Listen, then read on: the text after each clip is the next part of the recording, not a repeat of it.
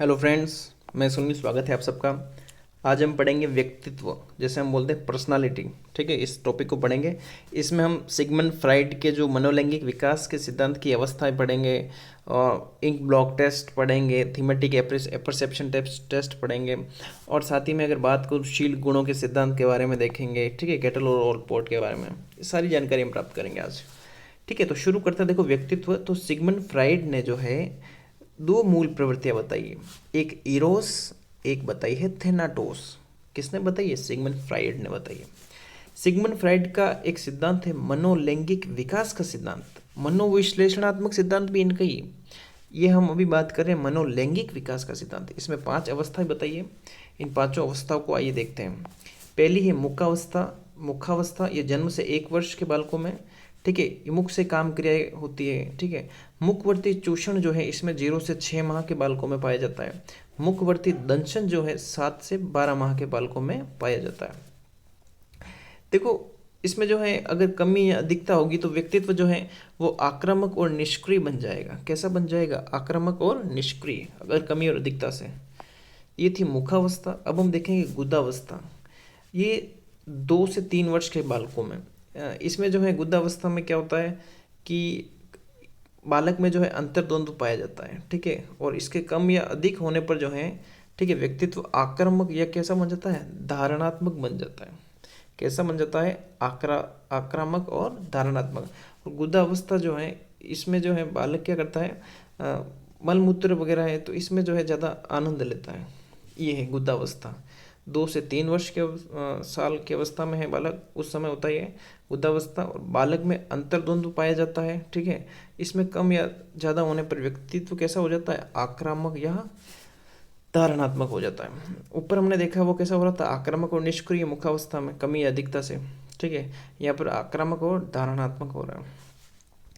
अब हम देखते हैं तीसरी अवस्था, लिंग प्रदान अवस्था, जो कि है 3 से 5 वर्ष के बालकों के लिए। ठीक है, इसमें ऑडिपस और इलेक्ट्रा ग्रंथि जो विकसित होती है। ऑडिपस ग्रंथि जो है ये लड़कों में पाई जाती है और इलेक्ट्रा लड़कियों में। ऑडिपस ग्रंथि में जो है लड़का माता से अधिक प्रेम करता है, इलेक्ट्रा में जो है लड़कियां जो है पिता से अधिक प्रेम करती है, इस ग्रंथि की वजह से। इस लिंग प्रदान अवस्था में देखो, लिंग के प्रति ईर्ष्या का भाव होता है और बगिया होने की चिंता होती है। कैसे होने की चिंता होती है? बगिया होने की चिंता होती है। अब हम देखेंगे चौथी अवस्था, जो कि है गुप्त अवस्था। इसे लेटेंसी एज भी कहते हैं। ठीक है, लेटेंसी जो अवस्था वो भी कहते हैं। 6 से 12 वर्ष तक। ठीक है, ये 6 से 12 वर्ष के बालकों में जो है वो है अव्यक्तावस्था भी कहते हैं। इसमें क्या है? देखो, काम व्यवहार नहीं करता है बालक, कोई भी सामाजिक जो कार्य होते हैं उसकी ओर वो क्या हो जाता है? केंद्रित हो जाता है बालक गुप्त अवस्था में, 6 से 12 वर्ष। फिर अंतिम है जननेंद्रिय अवस्था, 13 वर्ष के बाद। इसमें विषम लिंगी और समलिंगी जो है प्रेम पाया जाता है। देखो, नार्सिसिज्म क्या है? नार्सिसिज्म यह है आत्म प्रेम। और नार्सिसस क्या है?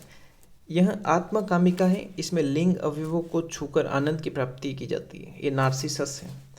फिर दुर्भिति की बात करें तो देखो, इसमें चिंता के प्रति जो है बचाव प्रदर्शित करती है ये दुर्भिति, जो कि ईड के दमित जो है आवेग से ये उपजा है। कौन? दुर्भिति जो है।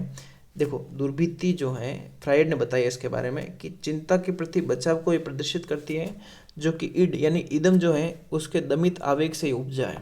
ठीक है, अब हम देखते हैं शरीर रचना के आधार पर व्यक्तित्व के सिद्धांत। ठीक है, शेल्डन और क्रेचमर ने बताया है। पहले शेल्डन की बात करते हैं। इन्होंने भी 3 प्रकार बताए हैं व्यक्तित्व के। क्रेचमर ने भी 3 बताए। शेल्डन ने बताया है, देखो, गोलाकार, लंबाकार और आयताकार। इसको ट्रिक से याद करना। ये देखो, ये तो है आयताकार, ये है गोलाकार, और ये से कोई भी लाइन खींच दो आप, ये है लंबाकार। तो ये तीनों किसने बताए? शेल्डन ने, व्यक्तित्व के प्रकार। क्रेचमर ने बताए हैं एथलेटिक, एस्थेनिक और पिकनिक। तीनों में इंग्लिश वर्ड इसलिए लिखा है ताकि हिंदी में क्या वो कंफ्यूजिंग करने वाले थे, इसलिए वर्ड एथलेटिक, एस्थेनिक और पिकनिक। ये क्रेचमर ने बताए हैं व्यक्तित्व के 3 सिद्धांत। अब देखो, व्यक्तित्व का सामाजिक दृष्टि सिद्धांत किसने दिया? तो वो दिया कार्ल जुंग ने। जुंग कौन? जुंग ने। इन जुंग ने 3 प्रकार के व्यक्तित्व बताए थे, अंतर्मुखी, बहिर्मुखी और उभयमुखी। ठीक है, अंतर्मुखी, बहिर्मुखी, उभयमुखी, कार्ल जुंग ने। लेकिन युंग जो था, युंग, उन्होंने जो है उभयमुखी को नहीं बताया, अंतर्मुखी और बहिर्मुखी को ही बताया था, दो को, दो व्यक्तित्व को बताए थे, दो प्रकार के, अंतर्मुखी और बहिर्मुखी, कार्ल युंग ने। देखो शील गुणों का सिद्धांत किसने दिया, तो ये दिया ओलपोर्ट और केटल ने। किसने दिया, ओलपोर्ट और केटल ने। ओलपोर्ट ने दो प्रकार के व्यक्तित्व बताए, एक सामान्य शील गुण और एक विशिष्ट शील गुण वाला व्यक्तित्व, ठीक है। विशिष्ट वाले में उन्होंने प्रमुख, गौण और केंद्रीय, ये तीन प्रकार बताए, प्रमुख, गौण और केंद्रीय। किसने बताए, ओलपोर्ट ने। केटल ने जो है वो शील गुणों की मापनी बनाई, 16 PF व्यक्तित्व कारक। काफी बार प्रश्न पूछा गया इससे, केटल ने बनाई है। किसने बनाई है, केटल। चाय पीने की केतली होती ना, ट्रिक से याद रखना। 16 PF व्यक्तित्व कारक। अब हम देखते हैं व्यक्तित्व मापन की विधियां। देखो व्यक्तित्व मापन की विधियों की बात करें, पहले जूम कर लेता हूँ मैं थोड़ा इसको, ताकि अच्छे से दिखे आपको। देखो व्यक्तित्व मापन की विधियां हैं, जैसे एक है आत्मनिष्ठ, एक है वस्तुनिष्ठ, एक है प्रक्षेपी। देखो आत्मनिष्ठ विधि क्या होती है कि इसमें एक समय में एक ही व्यक्ति का जो है वो व्यक्तित्व का मापन कर सकते हैं। वस्तुनिष्ठ में दो या दो से अधिक व्यक्तियों को एक साथ। और प्रक्षेपी में जो क्या होता है, प्रक्षेपी जो विधि होती है उसमें अचेतन मन का जो है अप्रत्यक्ष रूप से जो है जानकारी प्राप्त की जाती है इन विधियों के माध्यम से।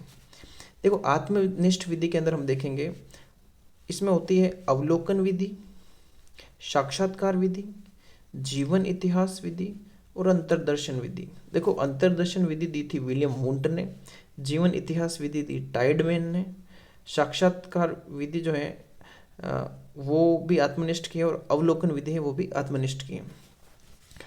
अब देखो वस्तुनिष्ठ विधियों की बात करें तो जो प्रश्नावली विधि थी ये दी RS वुडवर्थ ने, ठीक है। एक वस्तुनिष्ठ के अंदर है प्रश्नावली विधि जो कि RS वुडवर्थ ने जो है इसके बारे में बताया है। समाजमिति विधि, ये भी वस्तुनिष्ठ विधि है जो कि JL मेरिनो ने इसके प्रवर्तक माने जाते हैं। फिर एक बहिर्दर्शन और निरीक्षण विधि, ठीक है। अंतर्दर्शन तो आत्मनिष्ठ वाली में, लेकिन वस्तुनिष्ठ वाले में कौन सी है, बहिर्दर्शन और निरीक्षण। इसमें एक निर्धारण मापनी जो है वो विधि भी है जो कि फ्रांसिस गाल्टन इसके प्रवर्तक माने जाते हैं। एक क्रम निर्धारण मापनी, लुइस थ्रस्टन इसके प्रवर्तक माने जाते हैं। तो वस्तुनिष्ठ में कौन कौन सी होगी, देखो वस्तुनिष्ठ में प्रश्नावली, समाजमिति, बहिर्दर्शन, निरीक्षण, निर्धारण मापनी, क्रम निर्धारण मापनी। अब देखते हैं प्रक्षेपी। प्रक्षेपी में है साहचर्य विधि, क्रम प्रविधि, वाक्य पूर्ति प्रविधि और रचना पूर्ति प्रविधि। साहचर्य प्रविधि, क्रम प्रविधि, वाक्य पूर्ति प्रविधि और रचना पूर्ति प्रविधि। अब हम देखने वाले हैं यहाँ पे, ठीक है, IBT, इंक ब्लॉक टेस्ट, शाही धब्बा परीक्षण। देखो हरमन रोरशा ने जो है इसे दिया था, इंक ब्लॉक टेस्ट को किया था, ठीक है। इन्होंने 10 कार्ड बताए, इसमें कितने, 10 कार्ड, जिनमें 5 कार्ड थे वो ब्लैक और वाइट थे, 3 जो थे वो बहुरंगी थे, मल्टी कलर, और 2 जो थे वो ब्लैक और रेड थे। सबसे अधिक कौन से थे, ब्लैक एंड वाइट।